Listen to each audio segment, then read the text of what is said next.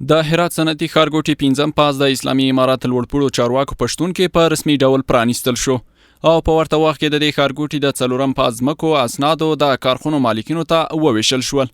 د مسوولینو په وینا د هرات صنعتي ښارګوټي څلورم پاس په ټوله کې 600 جریبه او پنځم پاس یې 608 جریبه ځمکه رانغاړي چې د 400 تر 450 کارخونو جوړولو ظرفیت لري.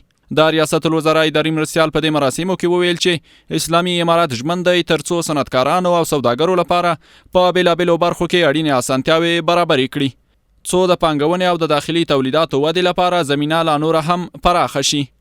با تمام توان سعی میکنیم کارهای از اونها تسهیل شود و تاجر صاحب محترم در اینجا حاضر هستند که در یک مرحله ما تخمینا 25 یا در حدود 24 مالیات بود، تعرفه ها بود، اونها را معاف کردیم و یک تعداد را هم فیصدی از اونها را کم ساختیم. این همه به خاطر تسهیل برای تجار، تسهیل برای صنعتکارای عزیز بود. لدې سره سم د هرات صنعت او سوداګرۍ رئیس په داخلي تولیداتو کې د پانګونې پر زیاتوالي ټینګار کوي او وایي چې دې سره به د هیواد اقتصاد پیاوړی شي. چې څومره قدر سرمایه گذاري د کارخانې په بخش کې د داخلي تولیداتو په بخش کې کېږي هماغونه قدر د افغانستان یا د ولس یا د کشور اقتصادي پیاوړتیا زیاتېږي. په دې مراسمو کې ګډونوالو پانګوالو د ځمکې له ویش هرکلی وکړ او ویل چې اوس کولی شي زیاتې پانګونې ترسره کړي او په بېلابېلو برخو کې لویې تولیدي کارخونې جوړې کړي.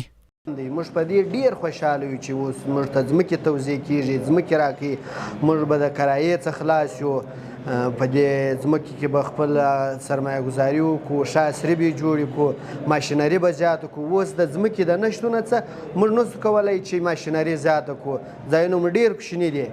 واقعا در قسمت مشکلاتی که ما خود ما داریم در قسمت کنگوتی زمین ما تقریبا 4 سال پیش یک دستگاه جاکوبافی آوردیم.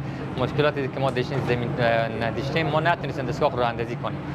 د هرات صنعتي ښارګوټی چې د هیواد په لویدیځ کې د لوی صنعتي مرکز په توګه پیژندل کیږي په وروستیو کلونو کې د ځمکې او بنسټیزو اسانتیاوو له کمښت سره مخ و، خو چارواکي وایي د نویو پازونو په پراختیا او د کارخونو مالکینو ته د ځمکې ویش سره به د پانګونې زمینه او د داخلي تولیداتو وده تر بل هر وخت زیاته شي.